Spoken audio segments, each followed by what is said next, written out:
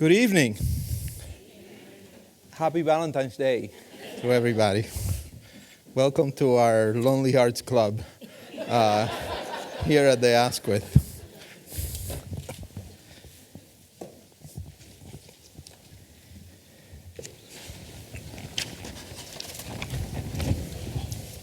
I'm Andrés Alonso. I am pleased to welcome you here tonight to the Askwith Forum. The forums feature a wide range of topics and invite leaders in their fields, as we have tonight, to address the highest priority challenges facing education. These forums help strengthen the intellectual life of the school through conversation, debate, and the exchange of ideas. They are also a way to open our doors to welcome members of the greater Harvard community and the general public. Last semester, over 2,400 joined us on campus for 9 forums, and over 47,000 have viewed them live or via our video archive. Upcoming forums this semester are this Thursday, children's book author Lisa Klein Ransom and illustrator James Ransom. They'll discuss creating worlds for children by bridging history, heritage, culture, and curiosity. And on Friday, March 3rd, in conjunction with the Alumni of Color Conference, which I hope you will all attend, the forum will focus on advancing justice and equity in today's climate. This forum will focus on driving change in the context of the implementation of urban school reform.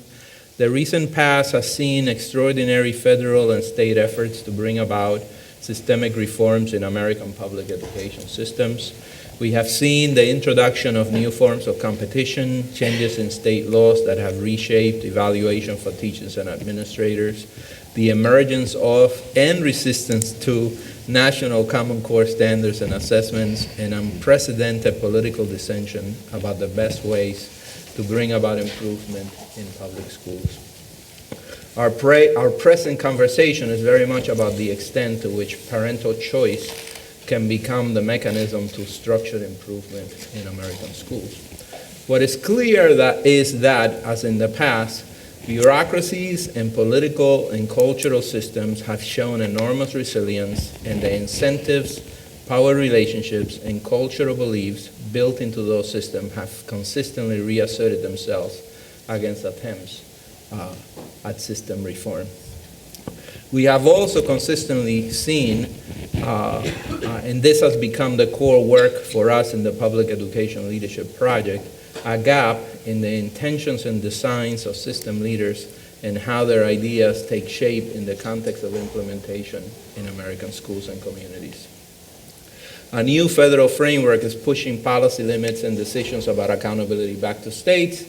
Where are the answers to the challenges of urban conditions in schools? That's driving our conversation. Today, I am honored to have here 3 people whose experience driving change in urban settings makes them extraordinarily qualified to push our thinking about what it takes to answer that challenge. We have Tom Boasberg to the end, who is the current superintendent of Denver Public Schools. Over the past 7 years, the district has posted record enrollment increases and has increased its 4-year graduation rate by, get this number, over 25 percentage points. When I read that, Tom, I said, percentage or percentage points? So, percentage points. Okay. I knew you were going to say that. So I am impressed. Tom joined DPS from the private world, where he brought experience leading mergers and acquisitions in both the U.S. and international arenas, and from the federal government, where he advised Reed Hunt, chairman of the Federal Communications Commission. Prior to that, he lived in Hong Kong. He is a speaker of Cantonese and Mandarin Chinese, and he worked as a junior high school English teacher in Hong Kong's public schools. We've been long friends. Absolutely. Tommy Chang is to my left. He is the current superintendent of Boston Public Schools, leading the nation's first school district. In this role, he also serves as a cabinet member to Mayor Walsh. Before becoming superintendent, he served as the local instructional superintendent, intensive support and innovation center, and special assistant to the superintendent at the Los Angeles Unified School District. He's a former teacher and principal. To me, part of what has made him so interesting is that he has pushed a reform agenda focused on equity and changing the content of tasks in classrooms. And I hope he brings us his learning about the challenge of leading with interactions in classrooms so clearly in the forefront of his leadership agenda. Okay. And in the middle, and I know she's going to get all the love tonight, so I have to say that you need to spread the love. Kaya Henderson, also a long-term friend, is a former chancellor of DC Public Schools, serving from 2010 to 2016. Her tenure marked by consecutive years of, once again, enrollment growth, the highest graduation rates in the history of the district, improvement in student satisfaction and teacher retention, increases in AP participation and pass rates. That's true in Denver as well, I have to say.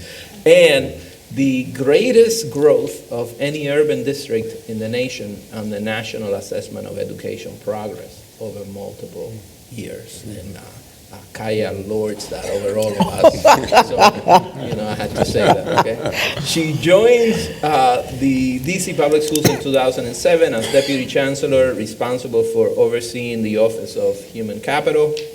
Before that, she was a partner at the New Teacher Project and Executive Director for Teach for America DC. She began her career in education as a middle school Spanish teacher in the South Bronx. She's just awesome. Wow.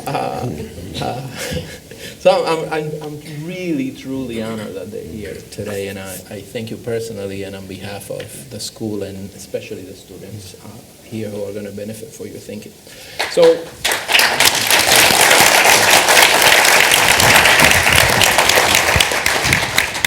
I did tell them that they were going to get a lot of love from you. So I'm going to start this, and this is a conversation, so don't wait for me to interrupt each other or to build on each other or to basically take the conversation where you think it matters. And I'll start with a $1 million question.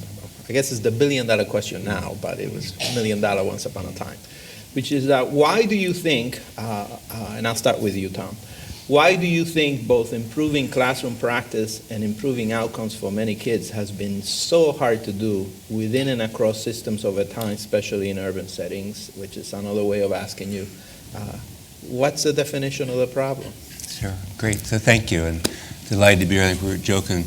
It's been a long time since I've walked into a public meeting to applause rather than to eggs and tomatoes, and I was just thrilled to be here. When I took this job almost 8.5, 9 years ago, the first dime that I got, I actually called Andrés and asked him to come out and give me some advice. I took the job and spent many, many dimes over the years talking to Kaya and getting her advice, and have really enjoyed now over the last couple of years getting to work with Tommy as well. So thrilled to have this opportunity.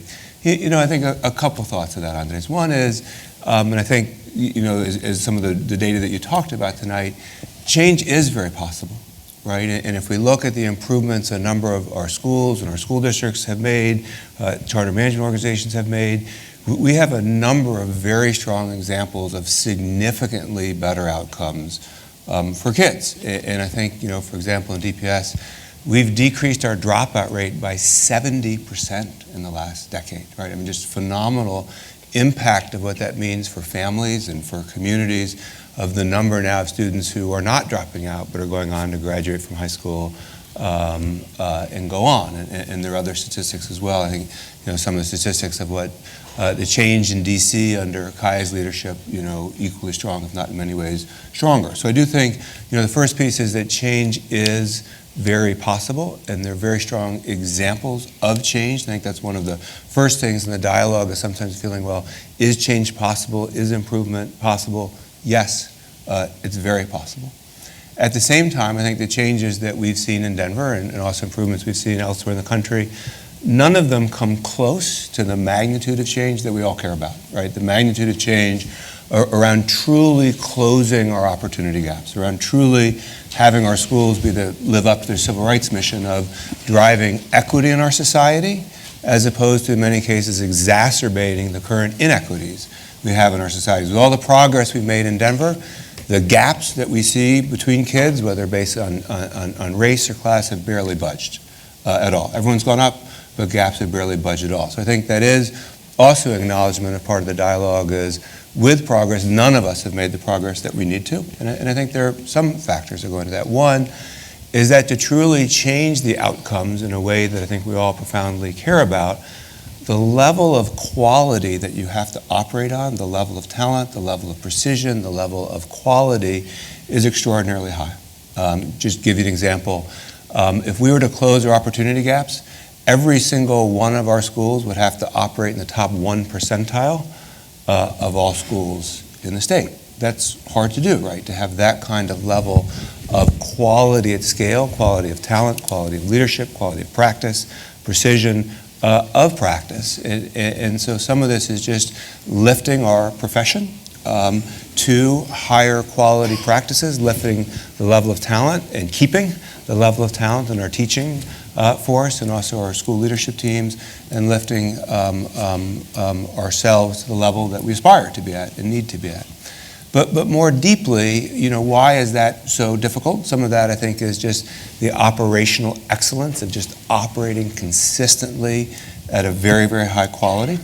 But I also think some of that, the underlying challenges we face are, as public institutions, are very much in the nature of the political environment that we operate in. And I think we live in a society right now where the centrifugal forces in our system, whether it's on a national scale or a local scale, are much, much stronger than the centripetal forces, right? That the forces that are driving folks apart versus bringing folks together. And to accomplish change in the public sector, very significant change where you're changing systems, you're changing expectations, you're changing practices, you're changing people, requires an extraordinary amount of political willpower.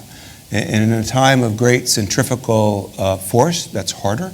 I think it's also complicated by the fact that our schools are built upon all the fault lines in our society, right? Fault lines whether around class or race or geography or gender or ability, disability, all of those questions and all those fault lines, particularly in urban school districts, but frankly now in suburban school districts as well, are very challenging, because each of those fault lines, when raise the risk again of having people come apart rather than having people come together. And then the final piece of this is almost every school district in the country, with a couple of notable exceptions, are run by school boards, right? You have this quasi-executive, quasi-legislative institution of 7, 9 people. And change is hard enough when you have, one person trying to drive that change and clarity of ideas and clarity of focus, clarity of execution, clarity of accountability. But trying to do that where every single decision you're trying to marshal a majority of separately democratically elected school board members, each with their own constituencies, each with their own agendas, I think adds to the complication. So those are some of the, I'll call it, political factors that I think have historically and continue to make driving change in public school system challenging. Kaya? So, I think the fundamental problem is that we are trying to produce outcomes that the system was never designed to produce, right? It was never designed to educate all children, and now we actually have a mandate to educate all children. The system was designed to educate a handful of children to go on to college and to prepare the rest of the children for the workforce. And so there are structural opportunities or structural, I think, impediments where, we're effectively trying to get a car to cook for us, right? And I think that is the first issue. But then I think there are all kinds of challenges, from consistency of leadership, right? You're looking at, Tom has been in place for 7 or 8 years. I got to stay for 6 years. You know that the average tenure of an urban superintendent is not long at all, 2 years plus. I think inconsistency of leadership, instability of the political forces surrounding school districts is huge. And then, to be frank, I think there are all of these people who have ideas about how to fix school systems that don't have anything to do with what happens in the classroom, right? Because what happens in classrooms is really hard. It's fairly easy to write a law and change the governance structure of a school district. It's fairly easy to hire a new principal or what have you. But to teach a kid to read is really difficult. And to make sure that every adult in the building knows how to do that well, can deal with a kid no matter what they bring to the table, can deal with a set of kids who have a variety of abilities. That's the really hard stuff. And I find that in this work, a lot of times people want to focus on everything besides what's happening in classrooms. And so literally, we're waging war about everything from food services to technology to blah, blah, blah, buildings, whatever. And we never actually get to the heart of the matter, which is the classroom. In fact, school districts are set up so that all of those other things are distractors, right? Because if the food service operation is not good, then kids are not getting fed every single day, and that's far more important than whether or not the kid is going to take a test at the end of the year, right? So you're looking over here, you're looking over there. I think Andy Rotherham from the Bellwether organization did an article last year about how districts literally you cannot be good at facilities and good at transportation and good at instruction and good at all of the things that we are supposed to be good at. And so for us, one of the most important keys to our success, which happened only when we got mayoral control, was the mayor began to pull off some of those pieces that other people could do well, which allowed us the opportunity to begin to really focus on teaching and learning, what was happening in the classroom, developing curriculum, developing good ways to grow teachers. And I think it brings me to another point. I think what schools are I always say we're in the people development business, right? We take little people and prepare them to be good big people, and we take big people and make them better big people. And if we are not the best human development organization in town, right, there's no way that we're going to do our job. Yet and still, you watch people not focus on developing teachers, you watch people not focus on developing leaders. No other company outsources their leadership development to other places, but we do.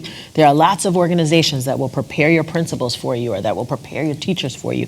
This is our core business, right? And if you don't focus on getting really good at your core business, then you never get good at your core business. And so I think everything from the structural stuff to the environmental stuff, schools are where all of society's problems just kind of show up.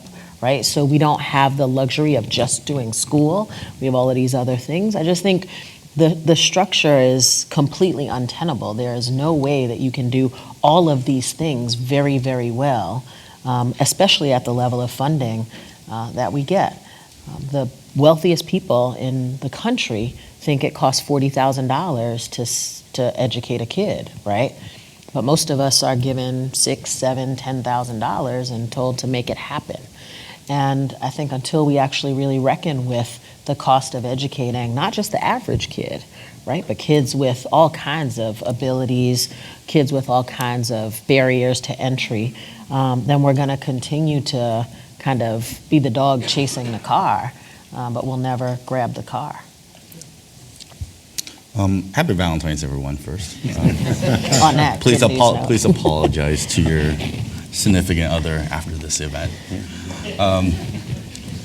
But thank you for coming, and I'm the neophyte here, and I see myself as a learner in front of these two. So I'm even in your initial two comments, I'm just so impressed how vulnerable they are as leaders and how they're willing to say how difficult this work is. And Kaya made mention to how as leaders, there's so many other things that go on and do just detract us from our core business, which is instruction. And I think about my day today, and I don't think I spend the vast majority of my time on instruction because there are so many other things. And I appreciate Tom's remarks about the work we have at hand is closing gaps. In BPS, we created a performance meter, and the first two items on the performance meters is we're going to close gaps in English and math. and I set some targets. So I asked our Office of Data and Accountability team, okay, we want to close gaps between our most marginalized students, or students we have marginalized, versus our white and Asian students. And we want to do it in 8 years. So just project out how do we do this in 8 years, and let's create targets, and let's look at our historical data on that, and just get me a compromise between the two. And after looking at the targets, I'm like, okay, BPS has never ever hit those goals, even as a compromise. We've never ever been able to close gaps in that way. And this just shows you how stunning this issue is. But getting to the root, kind of getting to this question, how do you define the problem? For me, I've been really struggling recently with how do I reconcile what I know is what we need to do, which is improve instruction in the classroom, versus what we're being accountable to do, which is student outcomes on multiple choice tests. And I'm having a very difficult time, still struggling. I've struggled throughout my entire career, but I still struggle. Like, how do you lead in this accountability system when you're trying to encourage people to be brave and courageous and to be disruptive and to focus on performance tasks and get young people to have academic discourse in class? And when we see incredible teaching and learning, we know it. We go, that's it. That's where magic is happening. But we don't get credit for it. We don't get credit for that, the magic. We get credit for something else. And so for me, that's a problem I want to try to figure out. And that's going to require help all the way up and down the system.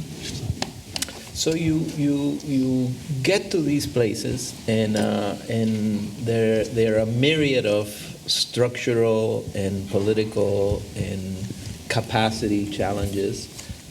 You are also uniquely positioned because you have levers that no one else has to do something about some aspects of the definition of the problem. And all of you have been successful in tackling some of these issues.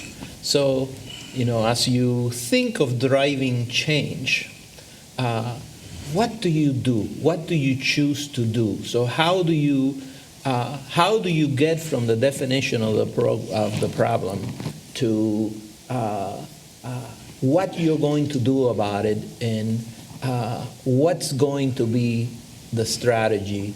And if you can, talk about that mental process, that leadership process in your own experience, because you all got to places that had quite specific problems of practice, and you chose to do certain things and not others. So can you speak about that? And we are lucky here because you all landed, and those places were lucky to get you in wildly different organizations at different moments in their arc of change. So I'm intrigued by how you thought and how others around you thought, and what you chose to do in order to have an impact. And I say that with irony, Kaya. So I'll jump in. You can all take it. I think picking up off of Tommy's piece around what we're measured on, one of the most important things that I did when I became superintendent was I was frustrated because some people were judging us on whether our test scores went up or stayed flat or went down. Some people were judging us on enrollment. People had all kinds of different measuring sticks for whether or not DCPS was being successful, and this was after pretty much 40 years of precipitous decline in the district, 10 or 12 different superintendents over the course of about 20 years, and all kinds of political turmoil. And what was important to me to be able to do was to say, this is how we're going to be measured. That way everybody didn't get a chance to grade us however they wanted to. And so We didn't wait for the federal government to tell us what accountability should look like. We asked our parents and our families, 10 years from now, what do you want DCPS to look like? What do you want it to do for your kid? And we called it the Hopes and Dreams campaign. What are your hopes and dreams for DC Public Schools?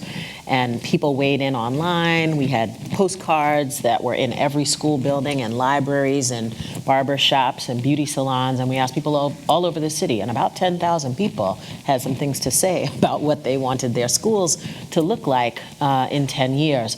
And we aggregated that information and kind of put it into a couple of buckets.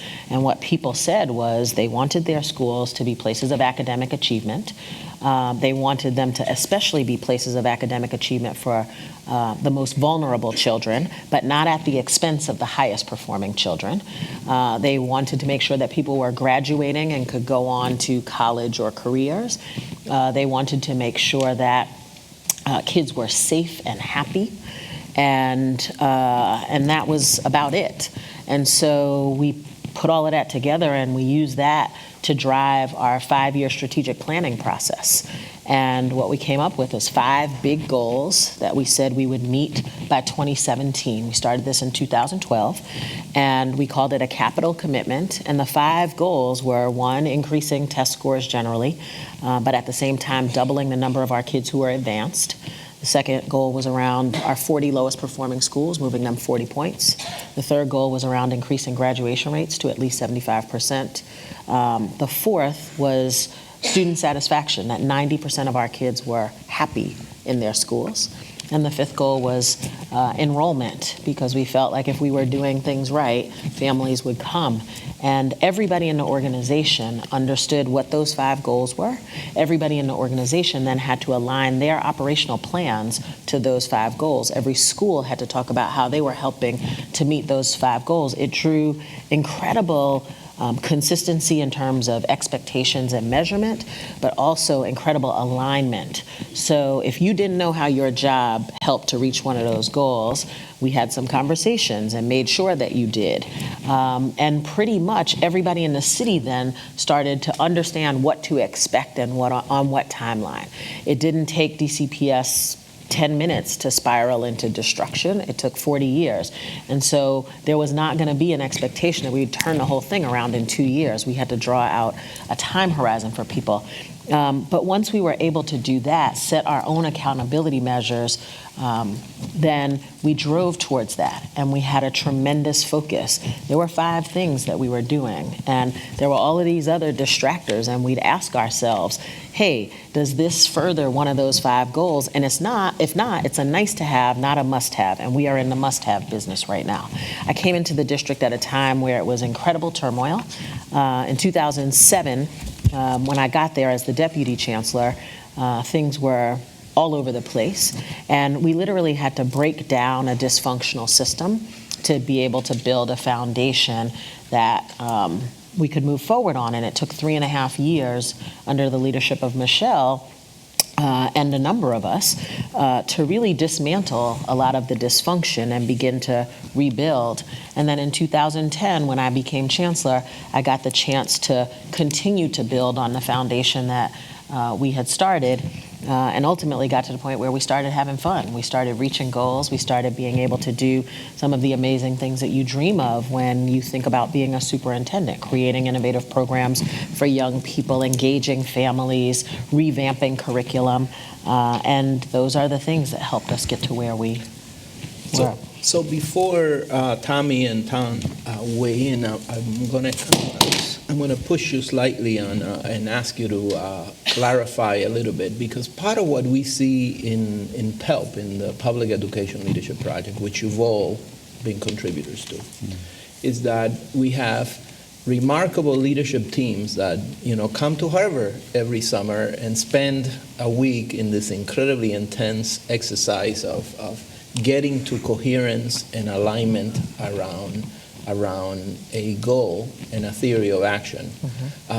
Usually that it's only about one aspect of the organization. And then what we see in practice is that the districts, and these are the smartest leadership teams in the country, struggle with the process of implementation when they go back. So when you say that the entire organization aligned after a 3.5 period of disruption, what did it actually take beyond the focusing on the 5 things? Because what I've experienced is that most districts have a strategic plan.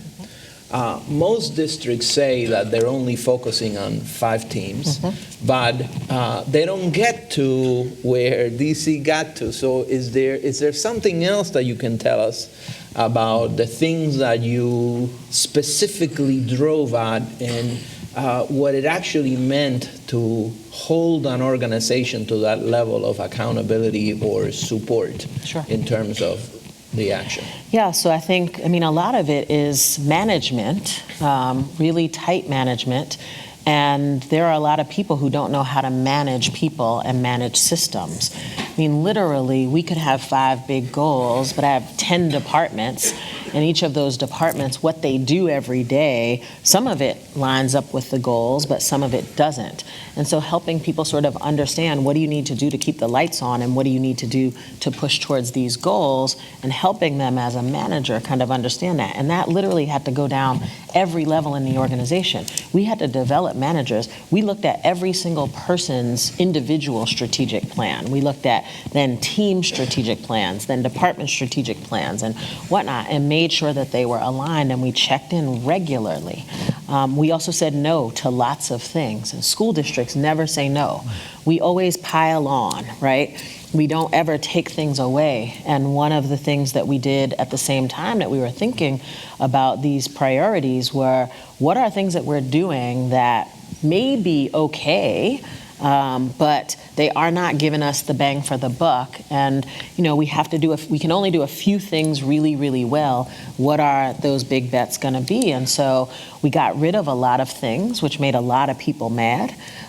We got rid of programs that had been funded, good people doing good work, great, wonderful, but I wasn't seeing any movement in terms of student achievement. And we got to a point where we were rigorous about and disciplined about asking that question, like, is it moving student achievement? Because if it's not, it is not just not important to us, it's in fact a distraction. It's sucking up human capital resources, it's sucking up dollars, it's sucking up time. And so how do you get to a few key levers in what particular sequence? For us, we had done a lot of work already around human capital, getting and keeping great people. And our theory of action, quite frankly, going into this in 2007 was just get great people, right? Any organization is only as good as its people, so just get great people. And then what we realized is we had all these great people. When I started meeting with teachers in 2010, they were like, I don't know what I'm teaching because we don't have a curriculum. And I don't have the tools and the resources to be successful. So we had these great people who did not feel like they were able to do their jobs. And so one of the first things that we embarked upon was redesigning or designing, because we didn't have a standardized curriculum across the district. And we used our teachers to help develop over 3 years a curriculum that was aligned to the Common Core reading, writing, and math standards. And we challenged our teachers to develop lessons that would be absolutely unforgettable for kids. Every single lesson would wow kids and move kids' world. And we paid our teachers to do that. And we gave them the time to do it, and we supported them. So when we got our final curriculum piece in place, teachers were excited about it. But we also knew that the first stab at anything was not going to be perfect, and so we put in a continuous improvement cycle. We set the expectation that this is our first round for you, but we're going to need your feedback. And so this constant kind of improvement against the goals and against the tools and resources. We moved from just get great people to get great people and give them good tools and resources to get great people, give them good tools and resources, and engage students and families. And that became our theory of action. And it was an evolutionary theory of action because we were incredibly responsive to what people were experiencing as they were trying to do this really aligned work.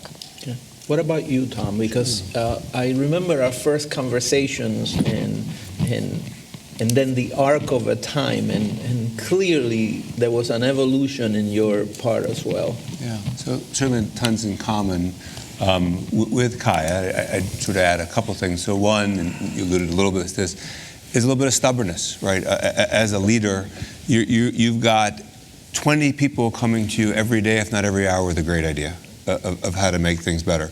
And many of those ideas aren't bad, but if you did all 20 things, you'd do nothing.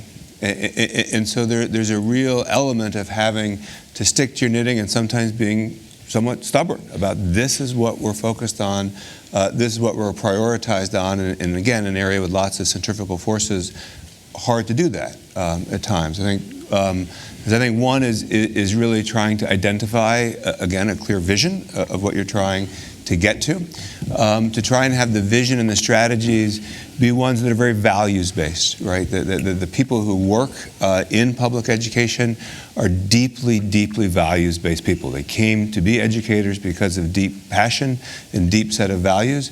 If they don't believe that what you're doing is going to consistent with and help them live and fulfill their values, you're dead in the water. And that's true for your own educators. It's certainly true for the public. So really trying not just to set out a vision, but trying to really identify what are the core values that are driving your strategy, and how is what you're trying to do connected to those values in a way that people, again, no one connects to a policy, people connect to values. And so really trying to be very clear around the values that you care about and why you care about them, why what you're trying to do is connected to those values is very important.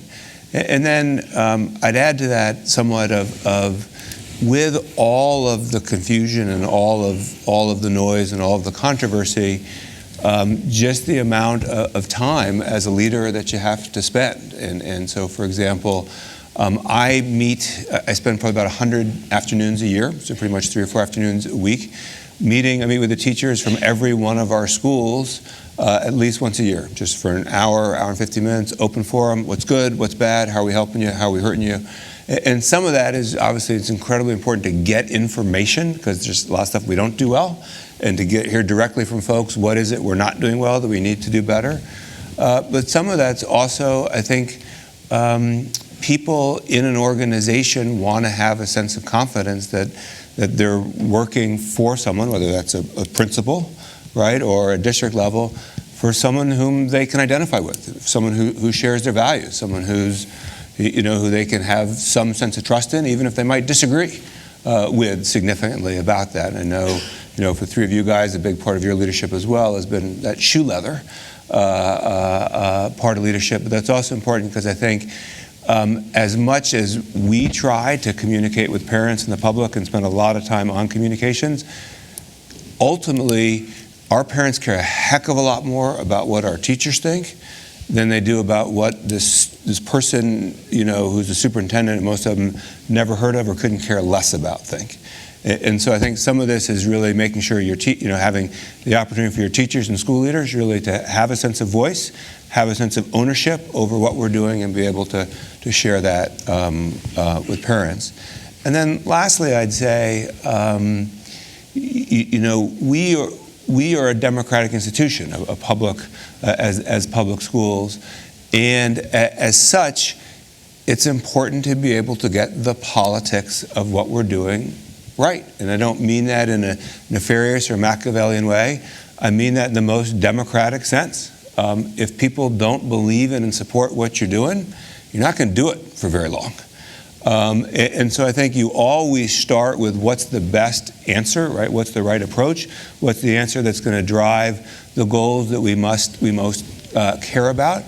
But I think sometimes a lot of us are so focused on, these extraordinarily complex issues around policy and practice that we don't spend the time or thought into the third P, which is what are the politics of this, right? How do you get a majority of, whether it's your city council or your school board, to buy in and support and carry and have a sense of ownership over what you're doing? And so I think managing change, again, does that mean you have to compromise sometime on policy? Yeah, it does. Again, that is democracy. And sometimes in the current environment, it doesn't feel like that, right? It feels like it's absolutely my way or the highway. But again, to have change that's sustainable, you've got to create a level of ownership and support and voice from the actors in your community that begin with your teachers and your parents, but ultimately also run through elected representatives who are elected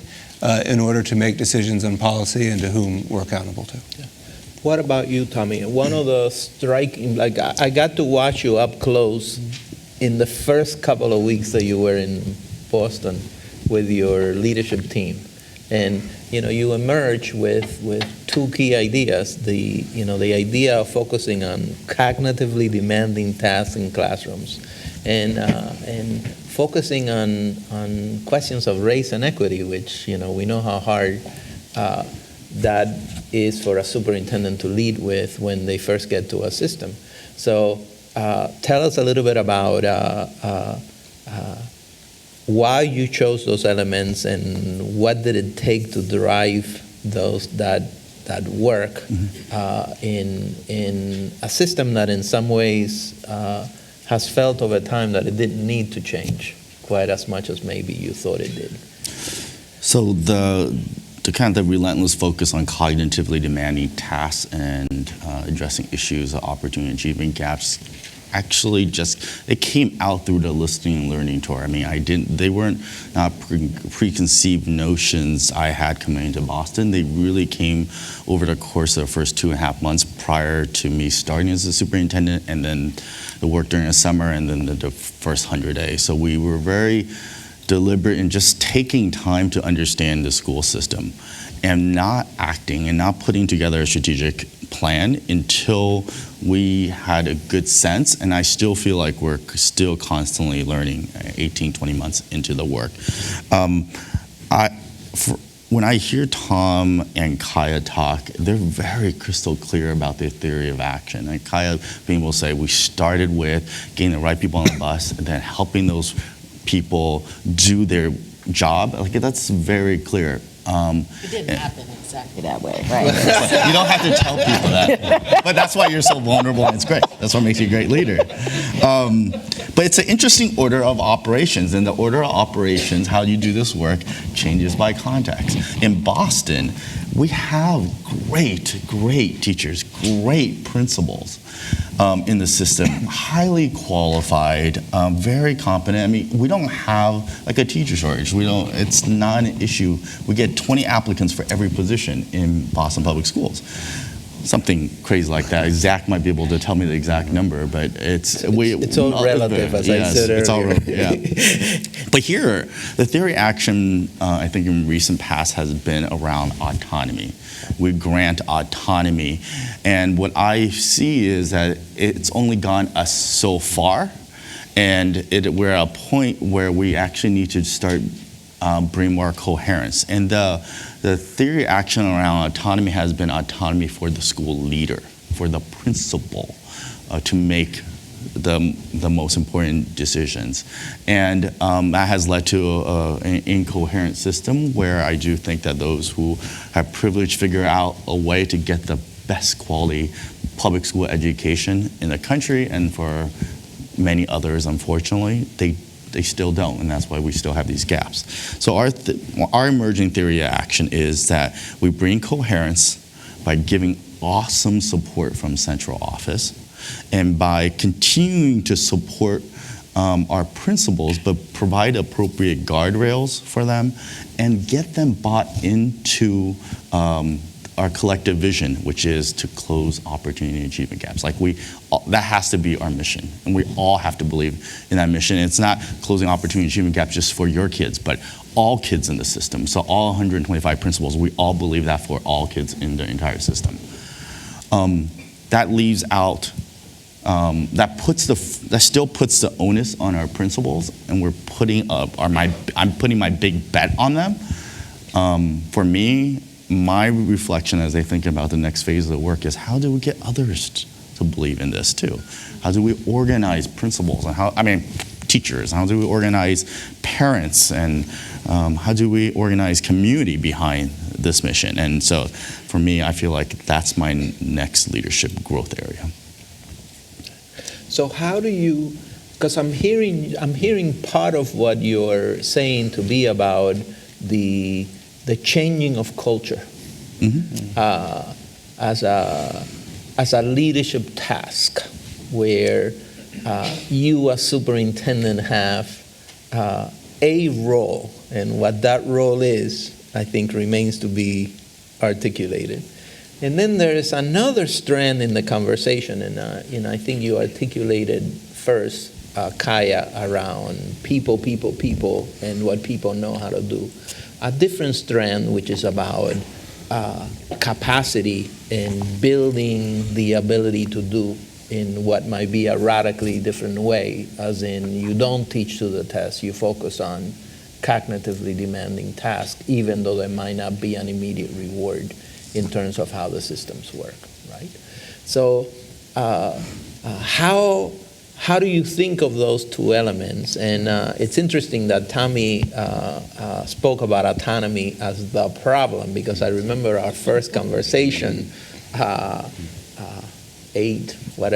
years ago, Tom, when we were thinking autonomy in an entirely different way as a generative idea to release capacity in schools that traditionally bound central offices were taking from schools. So how are you thinking about that tension? And all three of you feel free to jump in the context of where you are today. Well, maybe come back to autonomy. That's a rich topic in itself. But the first topic around culture and people, I think one of the important things is for us, right, that's one topic.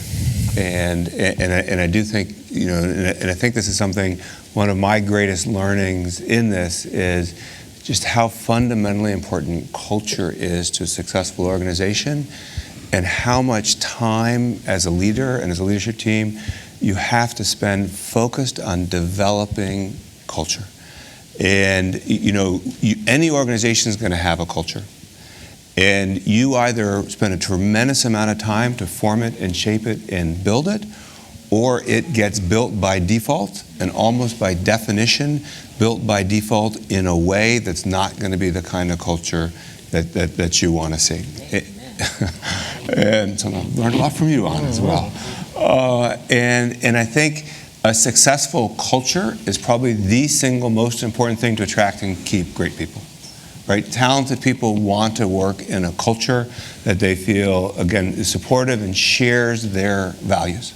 So one of the things we've spent a tremendous amount of time on is, beginning 6 or 7 years ago, trying to come together actually and define what are our shared core values in the Denver Public Schools. We went months of discussions and forums and groups around this, and ended up bringing 1,000 people together, teachers, bus drivers, principals, for an entire day to debate and discuss and ultimately choose through this multiple rounds of voting, groups of 5, groups of 10, groups of 20, groups of 40. Finally, so we got back groups of 1,000, what are the shared core values of the Denver Public Schools?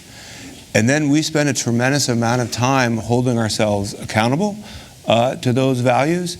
And for example, the faculty meetings that I talk about every day, or district level meetings, we start every single one of those with the opportunities for folks to give their peers recognitions or thank yous or celebrations around what they've done to live one of the shared core values, right? And our shared core values are students first, and integrity, equity, collaboration, accountability, and fun, actually, is one of our shared core values. But I do think, I remember in my first couple years just being so puzzled, which is, how do we have such amazing people who are so dedicated to the work and so values driven, and how do we as an organization lack any kind of coherence around a set of shared values, and a real set of conflicts around people feeling like, you don't share my values, and because you don't share my values, I don't trust you.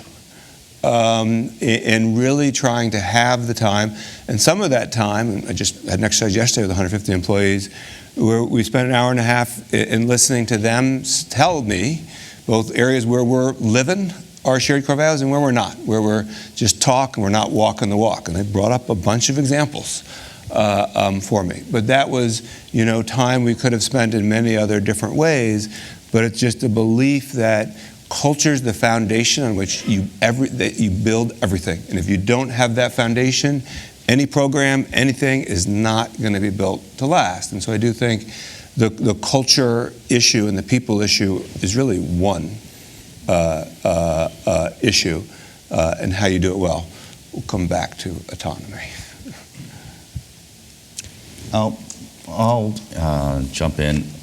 In education, we do R&D. We rip off and we disseminate, right, ideas. The values thing, we have 3 values in BPS: equity, coherence, and innovation.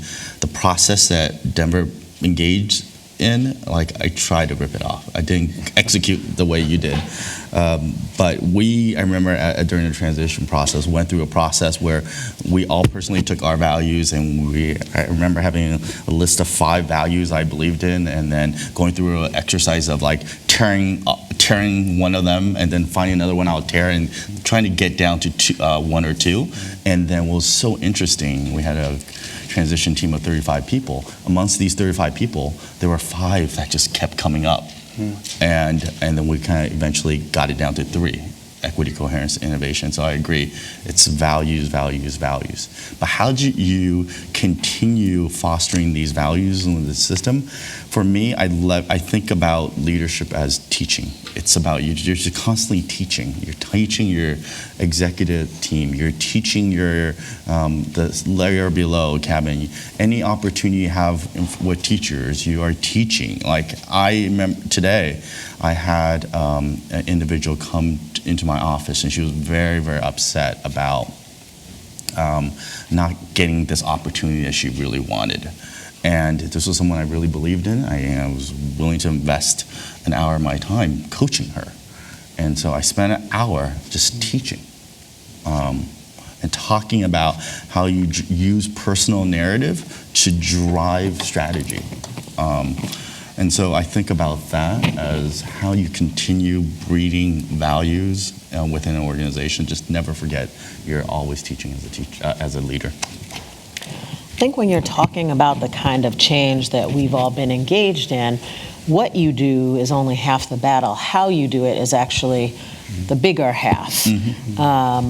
Because you could have the best ideas, you could have research and data to show that those ideas will work, but you rely on people to implement your ideas. And so if you don't take care of your people, if you don't pay attention to your people, if you don't keep a pulse on how your people are handling change, things won't get done. And I was at the organization when nobody was paying attention to any people. I was at the organization at a time where we were paying attention to outcomes more than we were paying attention to people. And then I got to be at the organization at a time where we really figured out that we got to take care of our people. And even if moving fast on something would get us results for kids in the short term, but piss a lot of people off, we needed to do the slower work of bringing people along with us so that the change was meaningful and that the change was lasting. And so for us, I think, everything from the accountability system to the philanthropists who dangle money in front of us to, your political accountability system, everybody wants change yesterday, right? And so you're running after this really fast change, and you're running right over people, the very people who have to deliver the change. And so I think if you don't take the time to align on values or get into conversations with people about why they're doing this and how quickly we're doing this and how much they can take and what the results are going to be and all of these things, then you effectively run over people and burn people out. And these are the very people who have to enact the change that you want to see. And so I think there are lots of incentives to not pay attention to your people, to figure out how many laws you can change or how many people you can fire or how many rules you can break or how many charter schools you can seed or whatever, when the truth of the matter is, again, we're in the people development business, and tending to people and helping them to manage and navigate a changing landscape is critical to your success. And lots of times it means as superintendents, we have to say, no, we're not going to do that way. We're going to actually take the time. People were like, I remember when Tom was going through his process around values, and people were like, the whole district, like the whole entire day, you don't have time for that, right? But the truth of the matter is what he gave up in that one day of work, he gained in years worth of loyalty, alignment, and all kinds of other things that enabled them to go faster than they would have gone if they had just worked that day. And a lot of times you literally have to beat people back and do the things that you need to do with your people. There are no rewards for taking your team off-site for a retreat and telling them to put their phones down, right? Like, something is gonna happen, it sure is, but guess what? Like, there are a zillion people who work for the district, somebody will figure that out. But we need the time and the space to think bigger. We need the time and the space to reflect and figure out where we messed up. We need the time and the space to grow as a group.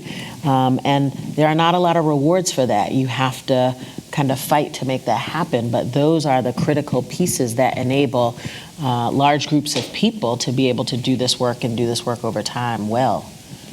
Great. So I am committed to leaving the audience plenty of time to ask questions. That's my commitment. So I have one final question, and maybe you've already articulated this. But I feel the obligation to distill the most important lesson you have learned over time about driving change and what makes that lesson the most significant for you. And after that, we'll open it up for questions. You want to start, Tommy? Yep. Earlier I said I put a big bet on our principals because I do believe our principals are change agents, and the role of central office is to provide awesome support and provide potential appropriate guardrails. How you do that sort of work in central office, I believe in a team approach. I put a big bet on teams. So I am more willing to get people at the table together so they're making meaning and you're building capacity with a group of people rather than individuals. And so I kind of I use this phrase, cowboys versus pit crews, completely ripped off from Atul Gawande. If you haven't read his article around how healthcare has transformed through team approaches, I just believe that's something we need to do in education. So how you support a principal, you can't have the Office of Human Capital go and support that principal, and then 30 minutes later the Office of English Language Learners shows up, and then 30 minutes later special ed shows up, and then 30 minutes later the supervisor shows up. You do it together. You build budgets together. You build staffing together. You do PD together. Everything is done as a team. So for me, that's how I believe change gets accelerated from a central office. Kaya? This might be a little weird, but I think empathy is the thing that has enabled the most change in our leadership journey at DC Public Schools. The ability to see the students that we serve as our very own students. You make different decisions for other people's children. You just do. And when your children are in the school system, which was my case as I led the district, and on my senior team, their kids were in the school system. You just make very different decisions than when they're other people's kids. So we had an $8 million savings at one point, and I said, what are we going to do with the $8 million? And people said, we're going to double block reading and double block math, right? I said, well, look, my 6-year-old can't sit in a block of math, let alone a double block, and I personally can't sit in a double block of anything. So really, like, is that what we want for our kids? And one of my team members said, no, I mean, for my kid, I want them to speak a foreign language. I want them to play an instrument. I want them to be proficient at a sport. I want them to be a digital native. And I was like, well, hold it now. Then that's what we're going to spend our $8 million on, right? And when you begin to make decisions for kids that are your kids, or when you have a tough thing to do, like close schools, and you think about how you would be impacted as a parent. What information would you want to know? How would you want to be involved in the decision-making process? When you think about what politicians need to be able to be successful and factor those things into how you lead, I think you get to very different results. I used to say all the time, these are not my schools, these are our schools. And by tapping into your connectivity with parents, with students, with teachers. How do they feel about this? What do you want? How would you feel if you were them? I think it gets you to lead in a way that that gets you to better outcomes. Okay. Tom? And I'd certainly go with Kaya's, but maybe add to that is time. That we all want to change so quickly, and there's such an urgency to our work and such an urgent need for change, and there is. And at the same time, the churn of the stop and start and change this and change that is very corrosive to any attempt to drive long-term improvement and more lasting change. And to do change effectively, you need time, right? You need time to think about it. You need time to get input and ownership from the people who are going to be affected by that change. You need time to really communicate, and when you've thought you've communicated just twice as much as you think you need to, do it 3 times more than that, right? I mean, just that level. I'm always, even now, just so disappointed myself how many times I fail to communicate well enough and to put enough of an emphasis on just the need to communicate and communicate. When I think that, hey, we've said this 10 times, right? Everyone's got to know this. Nope. Get out of your bubble and work harder. And then the other part of time is giving yourself the time to get it right, which means being willing to pilot and make changes.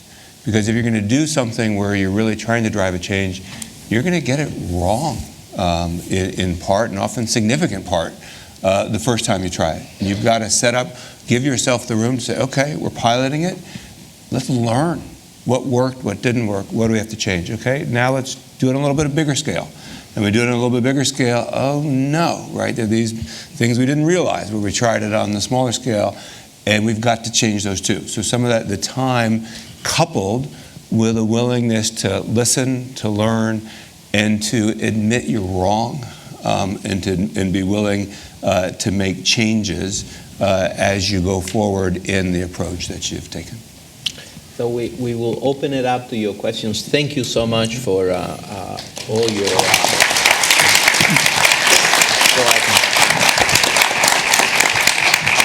I know that if I'm ever a superintendent again, I will be so much smarter from the 4 years that you have on me now. So if there are mics on both aisles, Owen, I see that you got to the mic first, so you get to ask the first question, and feel free to come to the mic and ask questions of our guests. Yes. Thank you very much. My name is Aaron Boslin. I'm in the Education Policy and Management program here at the Ed School, and I'm a former teacher and instructional coach. And I come from Miami, and people in Miami often, when it comes to any kind of reform, say, oh, that can never work in Miami, because Miami is singular and unique and distinct, and that's true in a lot of ways. But listening to all of you talk, and there were common themes about values or people development or different things, Boston and DC and Denver or Baltimore, where Dr. Alonso is superintendent, are very different places. And I was wondering if you might be able to comment on any actions you took that were directed specifically towards the context you were in, or how you might recommend leaders think about particular cultural or any other types of factors that might exist in the place they're in, that you would add as a caveat to some of these more general comments we've heard. Great question. Right now, we are acting on an instructional vision that puts culturally and linguistically sustaining practices on the forefront of our instructional vision. So it can't just be around rigor. It's more than just social emotional learning. It's bringing in the assets of every young person, their racial, their cultural and linguistic identity, and seeing them as strengths.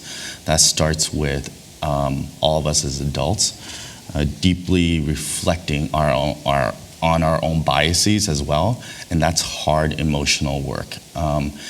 In the context of Boston, in the context of the United States in 2017, this work is super important. So that's an example of something that's deeply contextualized to the work of this city, and I would say this country at this moment. I'd say there's a real push-pull. I think too often in education, we use context as a reason not to do things, right? That a charter, for example, does something very well. We can't do that because we're a district-run school, right? Or DC does something great. Well, they could do that because they're mayoral control. We can't do that because we're a school board. And so I actually think generally often our mistake is not being aggressive enough and not being demanding enough to say, okay, so DC's context is different. This charter management organization's context is different. Why can't we do that? Is our context so different that we can't do that? And I think generally the answer is no. But at the same time, on the other side, almost always you're going to need to have some modification so it fits your context. And sometimes that most important modification is the ownership of the people who are part of your community, so they feel this is something that they help create, that they have a voice in, they have a stake in, and help own. So I do think, yes, every context is different, but I actually think often the mistake we make sometimes is to use that as a reason or even excuse to not push ourselves hard enough to change, where there are other successful examples of change out there, even if their context is different than yours. What he said. Chibuzo? Hi, my name is Chibuzo. I am in the Education Policy and Management program. And from taking Dr. Alonso's course last semester... Now, don't blame me. We've all been there. Own it. Okay. So it wasn't partly just the course. It was also just reflecting on my own experiences coming from Chicago, where we've had 5 or 6 superintendents in the last decade. I realized that I'm very sensitive to, I think, that word change and differentiating that from improvement. So I want to know how, coming into an organization as that leader, how you balance changes, changing the culture with stability.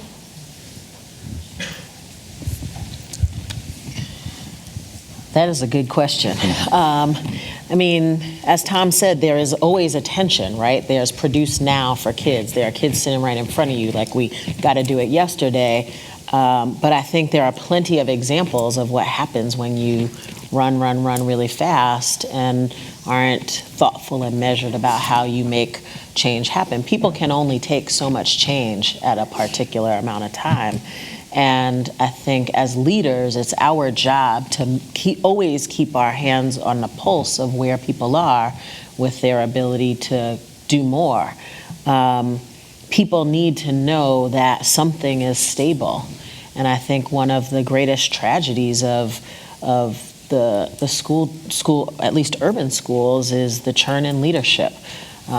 There is a reason why some of the most successful superintendents have been in their roles for a long time. You can't make the kind of change that we need to make in 2 years or 3 years. You can get started on things, but I think that you always want to be in a dynamic state of tension between pushing as aggressively as you possibly can, because you don't want to leave any kid out, but at the same time kind of being measured about the kind of stability that's necessary for people to do their best work. People can't do their best work in chaos. They cannot. And your chaos might be the exact right chaos, but if people can't perform, then it doesn't really matter. And so I think as leaders, that's our job. I see change as not disruption. I see it. There are places you might need to disrupt if things are just like truly a hot mess, and you've got to put your hand on the bleeding. But most change work is really building on the good work of those before you. And so I will never ever speak ill of anybody that came before me, because they had their context, they had their strategy, and they did what they needed to do. As a new superintendent of Boston Public Schools, I'm building on top of incredible work of incredible leaders from before.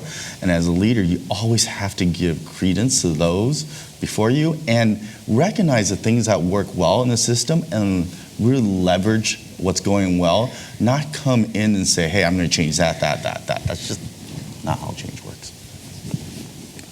So if I can add my 2 cents, there is an element of scale that I think that we need to think about in the answer. If you're starting a new organization, or if you're wrestling with change at a very small scale, then in a way you're in a pilot, whether you see it that way or not.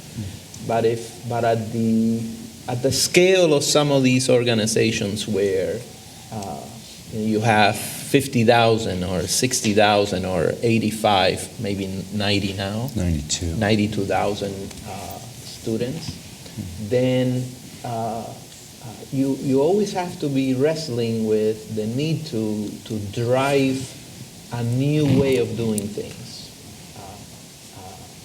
and the need to make sure that 92,000 students are somehow being taken care of in the short run. So, and sometimes you fall on one side or the other side of the spectrum around disruption as opposed to maintaining stability that then allows you to do other things in the long run.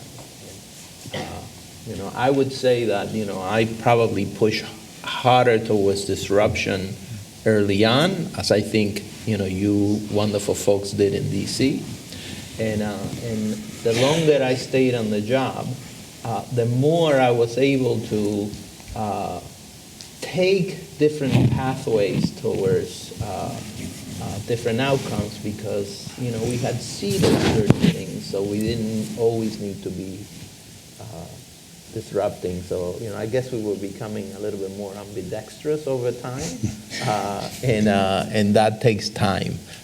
It can't just happen. It has to be purposeful, but it can't just happen overnight. Underscore something that Tom said earlier, which is communicating is incredibly important. When people experience what seem like a series of disparate initiatives, right? You hear teachers say, every year the district is doing this new or that new or the other new, right? Without a clear articulation of how work actually builds on each other, or how, this grew out of that, or how, explaining that we're doing this because this is what we heard from teachers, that actually, the communication strategy can actually help in tremendous ways to manage the change that people are going through. If people see the change as part of a logical evolution of a strategy, they're good with it. If people see it as a series of disjointed random things, then they're not good with it. And we're so busy doing the thing that we don't take the appropriate time to communicate why we're doing it and how we're doing it and how it builds on something else. And so communication can actually help you create a sense of stability or reinforce stability that is there when people feel chaos. Hi, thank you for spending your time with us tonight. My name is Tammy Christopher. I'm a doctoral student in the Educational Leadership Program. All of you spoke very much about being good leaders and developing people, communication, and having healthy organizations. I'm wondering what your thoughts are on bringing in district leaders that don't necessarily have personal experience in instructional practice, but have a commitment to it, if you think those type of leaders can be successful. Yes. Well, he taught in Hong Kong. So. Teaching and leading a district are two different things. Yes, I do. But it's, I remember when I started, I wasn't traditional. And I remember some people saying to me, oh, you got such an advantage that you're not traditional and you haven't come up and you don't have all of this baggage. And I looked at them and said, are you crazy, right? I mean, the notion, all of the things that I didn't know and all of the skills and experience that I didn't have, hurt me. I think I brought some experiences that helped. But I think that whether you've come up with lots, through more traditional or non-traditional route, I think applies equally that the more successful you'll be by building a really diverse leadership team, right? Diversity of experiences, of backgrounds, obviously races and ethnicity, and viewpoints, right? So, as I think of our team, we worked really hard to have very strong people with terrific traditional K-12 experiences. We've got charter leaders as part of our leadership team. We've got private sector folks as part of our leadership team.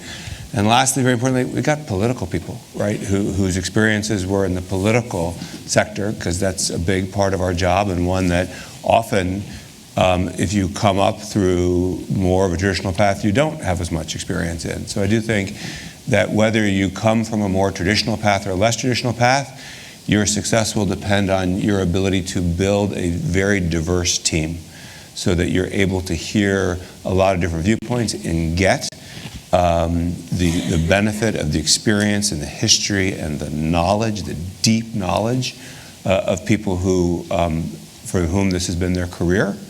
And at the same point, open your team up to just very different experiences and approaches in ways of doing things, and hopefully creating an atmosphere which sometimes for us has worked, sometimes for us has not worked. Michael Tushman's here wrote a case on sort of our experiences in this, and areas where it worked and areas where we struggled. But I think that notion, again, of having whatever your experiences are, right, making sure your team has a set of experiences that you don't have, and that you can learn from and work together. Thank you. Sir? Thank you all for being here. My name is Steve this year. I'm in the Education Policy and Management program. I wanted to talk a little bit briefly about the focus currently on college and career readiness and what that means for districts. And I also want to challenge you to think about kind of what that means in terms of equity, because when I think about college and career, sometimes that's a different trajectory for certain groups of kids. So career primarily being focused in maybe urban areas where students are traditionally coming from low-income communities, whereas in wealthy districts like Newton, the expectation is college for all. So when we're thinking about these larger national conversations, how do we balance also the conversations about equity when they're not necessarily spoken in that particular way? Because college and career sounds great, but recognizing that those have different outcomes for different students, and when they say something, they're really meaning for a specific group of kids. So it's college and career. It's not one versus another. It can never be. Our orientation, I think, traditionally has been K-12, get students to graduate, and 100% graduation is the ultimate goal for districts, right? I don't see the work as 100% graduation. I don't think that's enough. It is about into and through college.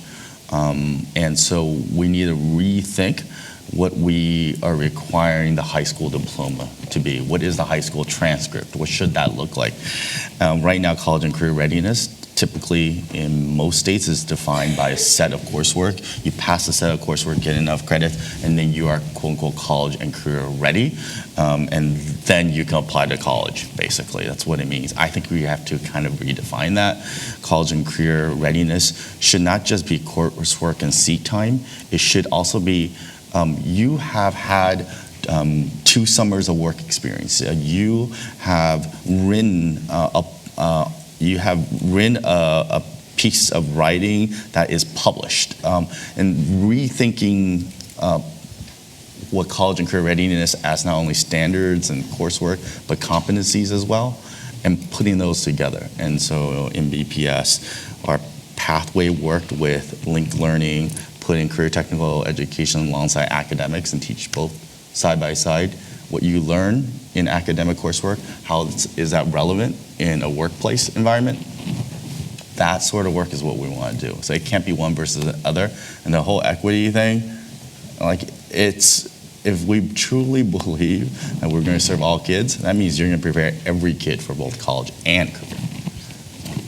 Yeah, I think ultimately it's about career, right? Why do you go to college? So you can get a good job, right? Mm-hmm. And so I think we have heavy weighted the college thing as a proxy for like you're guaranteed to get a good job, but there are lots of college kids who come out with degrees and can't get jobs.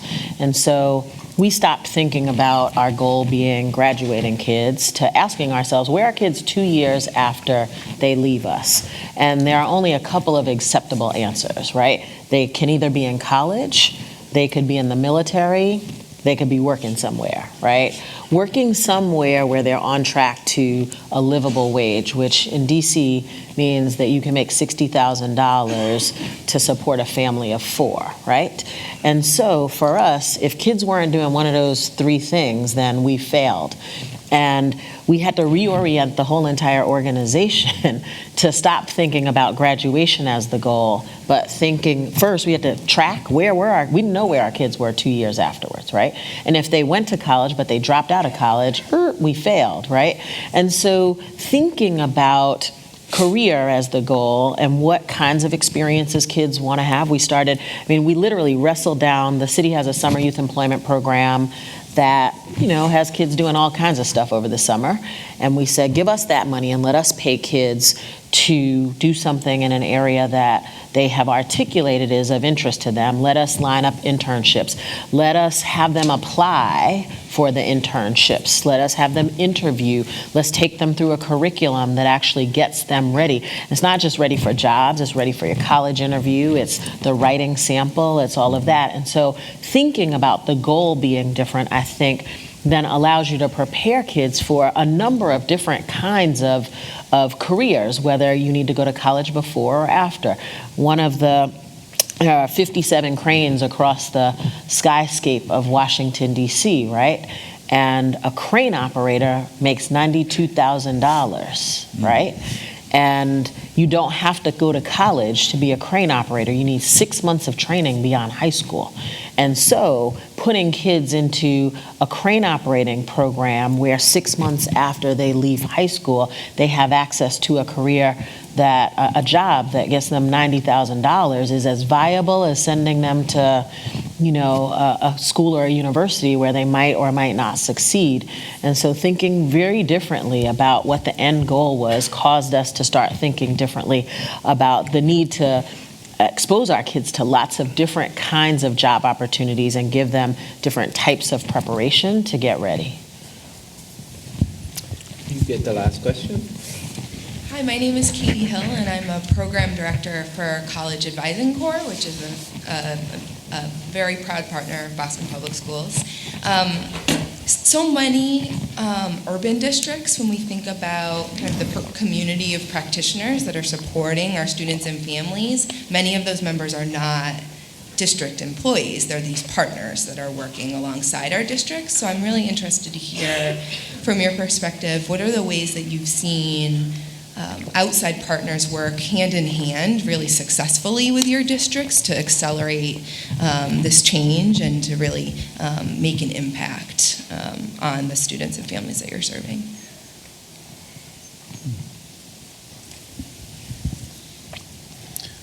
Happy to start and let you guys jump in.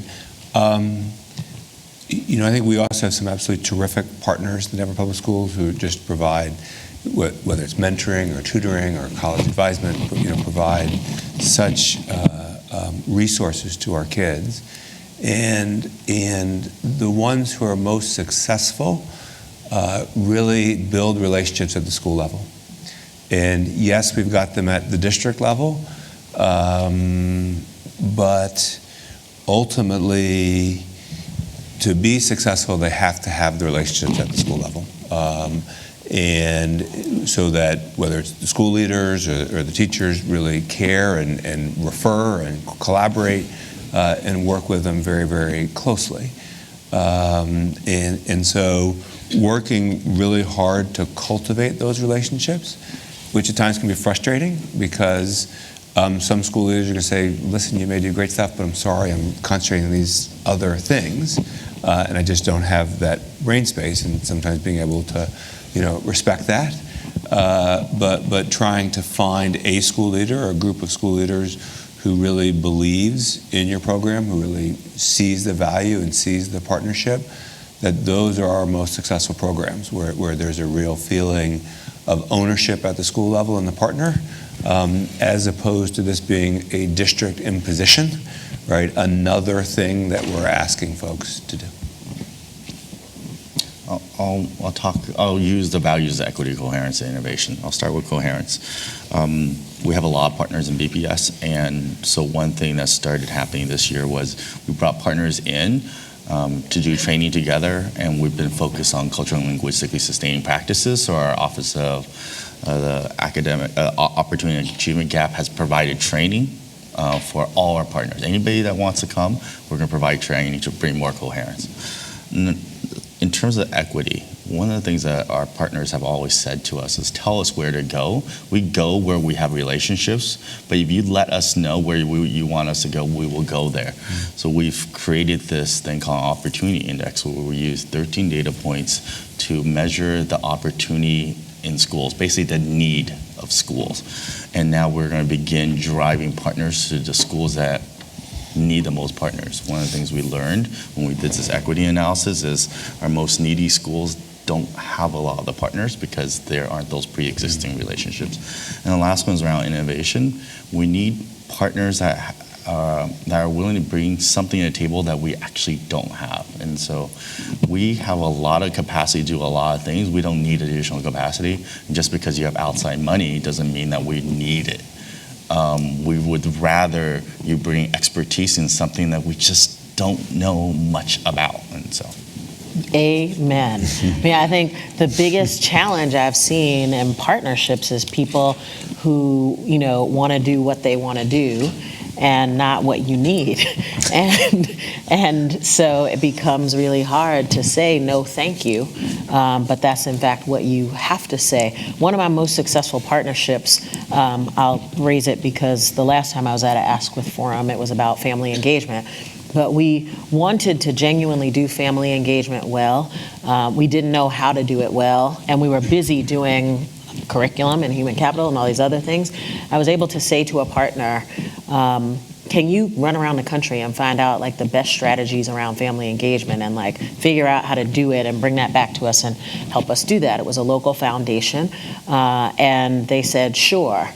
They asked me what I needed. They didn't say, here's what we're offering. They said, what do you need? And I was able to say, I need some help around family engagement. And they put together a family engagement program that we then piloted in the school district and has grown over time to fundamentally change the way we do family engagement. And when partners are able to fill a real need, then, literally my other partners are like, why can't we be like flamboyant, right? And I'm like, well, do something I need you to do, not what you want to do. So I think that real partnership means both sides benefit, right? Not you bringing me something that you think I need, but me actually needing what you're bringing. And then ensuring that there is coherence. And your thing might be great, but it might not be great for this school at this particular time. And so working with the district or with the schools to ensure that the conditions for success are right, I think are things that sometimes our partners don't understand. They, like the 20 other people who just came through my door, have a great idea, right? And they have some money and they want to do it. And I don't think people have a clear idea of the 750 million things that come across a school's radar every single day. And you are able to singularly focus on that one thing. And so it is everything to you. And that's just not the context in which we're working. So our best partners are the ones who understand schools, who understand the competing priorities around schools, and who actually bring something that complements what we already do. So I volunteer to moderate an Askwith forum on partners in the process of change in urban districts, because this is a really complex conversation about power and influence and access and engagement that is sometimes extraordinarily productive and other times gets in the way. But I think part of what I heard is that it takes the same lens about focus around culture and around capacity that as any other aspect of leadership in a system. I want to be respectful of your time and our guests' time as well. And thank you all for being here on Valentine's Day. And thank our guests as well. Once again, I am honored that they were here today. And the one thing that we didn't get to is, how does a superintendent get to take a 6-month sabbatical and come back to tell our story? Because Got to think big. Honey. yeah, time is a variable. Because what most of my students come back and ask me about is wellness. So next time we'll talk about Sabbatical. wellness. I recommend it. Thank you very much, everybody.